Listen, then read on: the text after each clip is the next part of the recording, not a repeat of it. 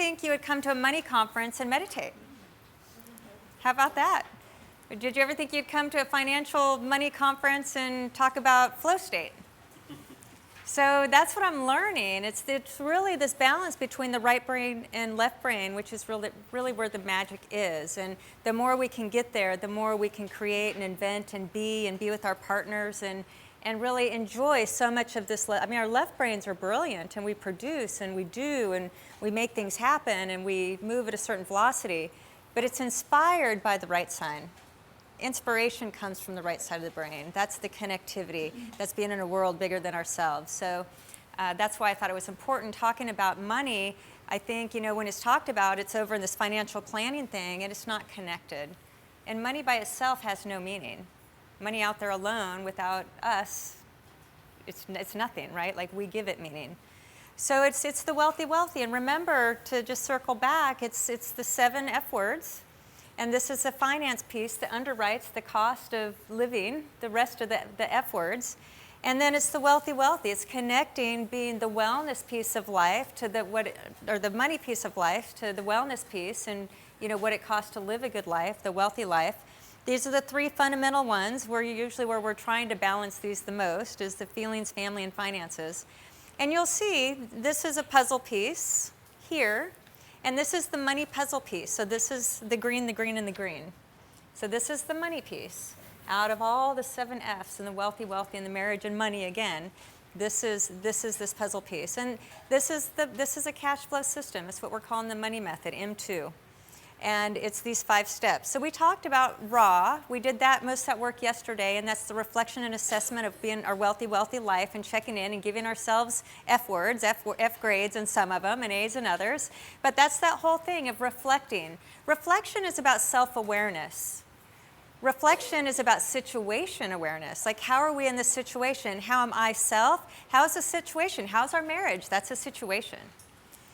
And then reflection is also about presence. And so I really love how Paige talked a lot about presence. Is that I know my previous life, I like in my book, I called it future tripping, that I was always in the future. I think I mentioned that yesterday too. And just I was going at such a velocity, I could just never be present. So I'd be talking to you, Dean, and I'd be kind of looking at you, but I'd be looking at you, but might be looking over here, or I'd be nodding my head, but I'm really thinking, okay, Dean, who am I going to be talking to next? I wonder who this is. So I wasn't here with you. And I don't think I knew how to be present. And now it's been work, and it's a skill I'm working to produce. And sometimes I still have to remind myself, because there's all this noise and busyness and people demands, and you run a few companies and you have 25 employees. Believe me, there's lots of demands. But it's still like, people now know if I'm talking to you, they can be yanking at me or whatever, and I'm really like, I'm here with you. How does it feel when I'm here with you? Better. It feels good, huh? Like, how often do we get to look in somebody's eyes and say, you don't say it, but I'm here with you. I think it's like human needs that Scott talked about. We have a need to connect, and we're not connecting anymore. Give me a phone. Well, hi, Gwen. How's your day? Kind of irrelevant. Yeah. So we're losing connection, and not intentionally, but these devices are taking our awareness away, our connectivity. It's a human need to connect, and we're with our spouses now. So what I want you all to do is look in your spouse's eyes and just look eye to eye. Don't say a word, and just connect. Just feel each other. If you're single, just find somebody here in a second. Look at your picture. Find somebody. But just for 1 minute, 60 seconds, I want you to connect. It's in your shirt because it's so. It looks like shit again. Straight. We're connected. I'm here with you right now. All right. When's the last time you looked at each other like that? How does it feel? Feels a little awkward at first, which is kind of sad. It's awkward if we sit there and look at each other. But we can change that. And it's to actually look at people when you're talking to them and grab them. Like, I'm here with you, Abbott. I love you. You're a great friend. I love who you married. I love you all being here. connection, right? So that's raw. That's raw. Looking at somebody else's eyes, there's vulnerability there. So the second part of the money method is the cash flow system. So that's the three parts. That's the cash flow chart, the cash flow categories, and the cash flow formula that we did before we took our lunch break. We talked about SAS, which is the spending and saving system, or saving and spending system. They both that goes backwards or forwards. But that's the bucketing system. It's the 5 buckets, but it's most, specifically the red buckets, the RED buckets. But it's just setting it automated. So when you get home, you need to set up those automations, go through this again, and all those categories. I'm just sort of giving you the surface level, giving you the model and the flow and talking about it and giving you some of the description and the narrative, but it's really up to you now to go home and do the work. But that's the spending and saving system. And we talked about getting out of bed with debt, the blueprint for eliminating debt, which is the whole just rapid fire, pay that debt off, that personal debt, get rid of it. And it's a real easy system to do it based on our formulas. We've given ourselves an allowance to do that. And then we just live by the allowances. So the final piece, what haven't we talked about now? When it comes to money, that's usually the first thing we think about or talk about when it comes to money. What haven't we talked about yet? Income. So that's another thing I found wrong with the whole financial model and all these things, is that it's especially for high performers and everything we're learning, but it's just the whole mindset is go make more money. I just need to make more money. Now, what does that do when everything about, let's say, wealth or money or anything is making more of it? Stress, that's one thing. Anything else? Not achievable. Not achievable, never enough. Pressure. There's also another Parkinson's law that says expenses always match to rise income. So at the end of the day, we're kind of in a lot of this mindset, the more money we make, then I'll save and I'll invest. Or the more money I'll make, that'll solve the problems. The more money I make, my red buckets will be full. The more money I make, I'll pay off my debt. Or the more money I make.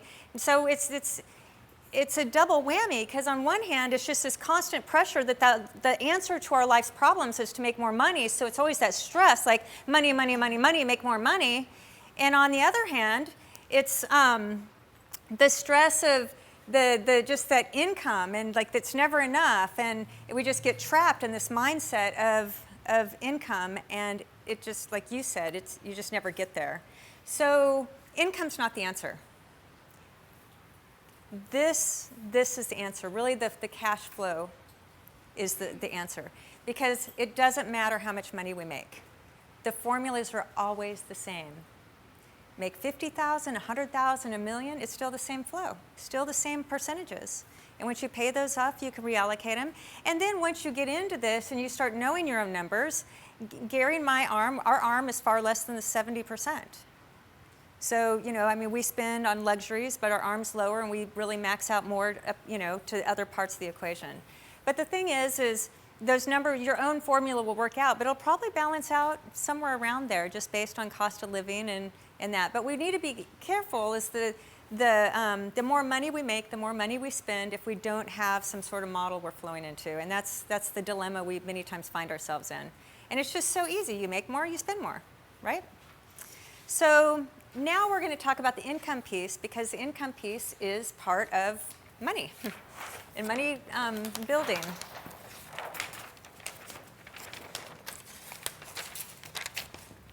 Oh my goodness, okay. All right, so we're calling it ATM. And it's an accelerated technique for money. So it's an acceleration technique, how to expand your money, how to grow it. And it has 3 parts. So this is another 3-part system, I guess, its own system. And it starts, the first one is to increase your cash flow. So your current cash flow, your current income, so whether you're a single family income earner, like there's just one of the partners making an income, if you're single, there's one income, or if there's 2 partners, but whatever that income is that you're bringing in, the first way to start accelerating our money is to make more income, current income. So part of what we may find when we go through a lot of this work together is that we'll see, okay, we have our cash flow formula, we see the numbers, and we see there's a little bit of a gap there that we don't really, if we start spreading this thin, that we need more money to actually invest, or we need more money to really start funding these savings like we want to. So the first thing we can do, maybe we realize it's $1,000 a month that is our gap. Let's just make up a number again. So if it's $1,000 a month that's our gap, maybe we can go negotiate our salary for an extra something a year if we work for a company. If we're a business owner or whatever, we can really look and see if there's a way for us to produce another $1,000 a month through something different in our business, increasing our prices or whatever it may be.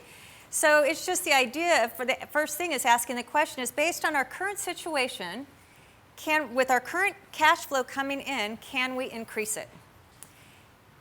And so that's the first way to try to just increase what we're doing right now.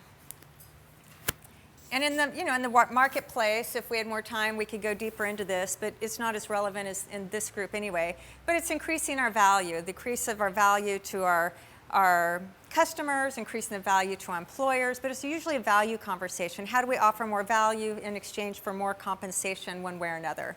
So that's increasing that cash flow. The second thing is to multiply our cash flow streams. So Gary, do you have that up? Okay.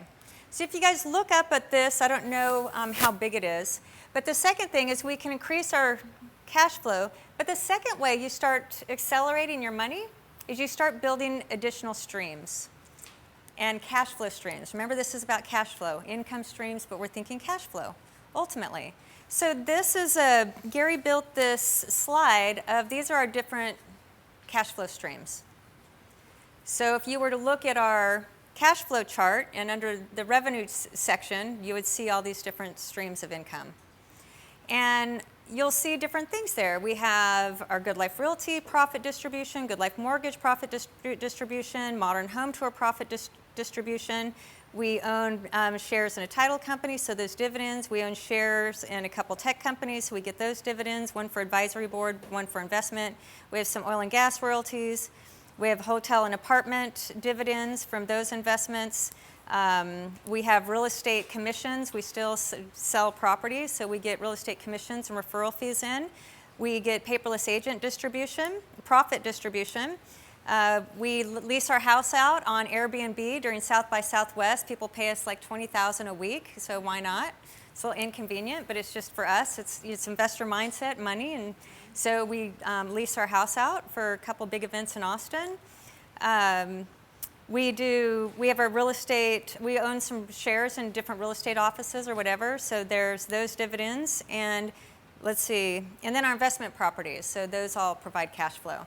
So the first thing, we do what we could do to of course increase this year over year the best that we can, but really the mindset is how do we create another income stream?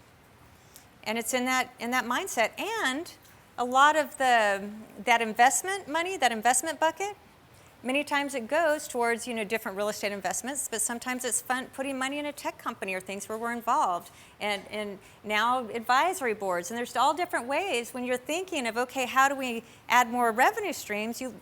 You look for new opportunities, or new opportunities present themselves. But again, it's just a different way to think, or an additional way to think okay, increase my income, but are there different rev streams that we could add too? And Gary and I are always looking at ways to increase our revenue. And a lot of these now is we're not working for them as much. Like we did some work, and now a lot of it's more passive than it is actually working income. And so that's number 2. Number 3 then is to grow your assets, your investments, your assets, your net worth. So that's the third thing, and that's really what our investment bucket's going into, is to increase the assets. Now remember, why do we invest? That investment bucket, and we're putting them into assets. Why do we invest? For future cash flow. Cash flow. We're not having a bunch of stocks and bonds and land and real estate offices in the future self. That's not going to do us anything. It's all the cash flow. It's all the return off those investments, however we pull that out. But it's all about future cash flow. So again, cash flow conversation. So most of us, when we're putting money, when we're funneling our investment bucket into this third one, these are more this isn't necessarily investments, but this is our investment bucket. When we're growing our assets and we're putting our 15% into our different asset accumulation, what we're doing is we're looking for cash flow for our future self. This is more cash flow for right now. But then we ask the question is, what do we do with this cash flow? So what most of us do, and what Gary and I do, but probably what most of us do, is we just reinvest it back into this so that this can compound on and build on itself. So that's great, and that's a good practice to be in, but I want to make sure we never lose sight of cash flow. So part of the exercise is to do that even though you have money in here, when you're an investor mindset versus a consumer mindset, you can put money in your 401k or you can have things go automated, but if you're not checking your returns and you don't know where that money is and you're not responsible and moving it and touching it and seeing it, you're not an investor mindset. Because investor mindsets always want to look at the returns and what it's doing. So Gary and I, let's say we make $50,000 a month on our real estate cash flow. We don't touch that cash flow. We funnel it back into an investment bucket and then we invest it in other things. So it's not like we're living off that cash flow, but we're very clear that that's cash flow, right? It's just not an investment pool sitting over there somewhere. So it's really looking at the cash flow because it's a cash flow mindset. It's like, how's the cash flow? And again, regular financial books, it's like, oh, put money in investments and invest in retirement. What does all that mean? It's too elusive. Like, it's not, we can't move with that. I think financial planners forget that they've got their own stuff going on, and it's just not layman. It's not really actionable. It's not something we can understand and like make it work in our lives day over day. And everything's so isolated and separate and siloed. And it's all like all the money flows, and it's all part of one system. And again, it's very, very simple. So here's the thing. There's two types of fundamental cash flow. Two fundamental sources of cash flow, two fundamental sources of income, only two. One is working income, and two is passive income. Another way to say that is one is people at work, our bodies at work. The second one is assets at work. So those are the sources. Our body's a source, or remember that trust fund we talked about? This is our trust fund, that when there's enough there to live off of. So when we're looking at cash flow, let's pretend that this is only $50,000 a month. Even the net worth doesn't matter so much. I mean, it does, and you're looking at the future value and what that's going to be. So, but I'm working to really simplify this right now. But let's say that this $50,000 a month was the only asset income, cash flow that Gary and I had. The conversation would be, can we live off $50,000 a month? Will that fund our lifestyle? And we might say, nope, keep working, keep building, keep being in the flow, keep doing all that stuff until it funnels up. And then maybe if this, I'm just making numbers up just to be ridiculous. But let's say, our lifestyle ambition is $12 million a year. And we could say $1 million a month, our assets producing that cash flow, today's the day. So it's just, I'm simplifying it. It's a little bit more complicated, but not really. It's really the mindset. So we get so much, the calculators, the compounding calculators, future, the HPs, that's really important. We need to know what it's building and how it's compounding, this compounding, how it's going to look at a certain period of time. But that's the future. It will get here one day, but right now, what are we generating? What's the cash flow? But to always be in that cash flow mindset, it's really life-changing, and it really brings it back down to what's very realistic and real and current, and how we can move with it, and how we can design and shape our money lives with it, and our marriages and everything else. So the final way to think about that is we're using a lot of our, we're using our bodies here, and our bodies, think of it as an ATM. So our body's an ATM. So right now, when you go to an ATM, what do? You put in your card and what comes out? Cash, again, cash. So right now, when we're using our bodies as ATM, we use our bodies and it produces what? Cash. Now, the goal to get here is when we don't want to use our bodies or our bodies can't be the ATM anymore, what becomes ATM? The assets are the ATM. So you're pulling out the cash from the machine. And of course, the quicker we get there, the better. And that's really the goal is, number one, is because there's a lot of uncertainty. So the sooner you have those numbers, the better. But really, the most important thing is the more this cash flow, and let's say where Gary and I are now, we have a certain amount of cash flow that if we had to, it's not too bad to live off that cash flow. There's a lot of you there's a lot of you like that in this room. But we're not done yet, and we've got a lot to do. But what it does is having that cash flow, it gives us a certain sense of freedom. Cash is security. But we're especially because now we have our smartphones and our smart devices and everything's wire transfer and we don't even see cash very often anymore, we're losing the understanding that cash is still cash. It's just not paper cash anymore, but it's still a cash flow mindset. And we have to be reminded of that because when we lose it, because especially since we don't really exchange cash anymore, I think it's really easy to get lost in all this and sort of lose track and then overcomplicate it. So this is it. Now this part, the assets, this is an investing conversation. Gary and I are real estate investors. We've made a majority of our wealth through real estate investments, but that's not it. Like we've got other investments going on now. That's our expertise, and we're actually really good at that. Outside of real estate investments, I nor Gary really have all that domain of knowledge, but we're very clear that we can't be undiversified and have everything in real estate, and so we're learning more. But I don't plan to be an expert here. But I do plan to surround myself with experts here. Everything else that I've shared with you, master, expert, we own it. Everyone else in this room can own that piece because it's just so simple. And then this one we give the experts, but it's the right experts. And so tomorrow, when we talk about the money wealth, we're going to do wealthy, wealthy. The wealthy piece is going to be in the morning, and the wealthy piece is going to be after the noon. But we're bringing in some of our experts, like who we go to for some higher level financial planning, wealth management type relationships. And they'll share with you some of what we're doing and some things we're not doing, but that might be really relevant to your life that maybe isn't as relevant to ours. So any questions on that? That's really fast, but hopefully pretty simple. Yeah, it's just, it's really this this cash flow is really, really important as a mindset and this investor mindset too. But we work to produce cash flow. We invest in assets to build wealth for future cash flow. So it's keeping those two distinctions very separate, and that's why we separate all the different pieces I've shown you to make it really easy to do that. And the rest is just flow. So we're flowing this into assets, into all the different things and making choices. And again, it's just becoming a lot more fun. And the more help that we get and experts and more choices and building new opportunities. And we're in a situation now, like taxes are a big deal. So we're bringing Jason in to help us with figuring out this tax thing and what to do there. And now, for example, our situation, our buckets are too full. We have too much cash.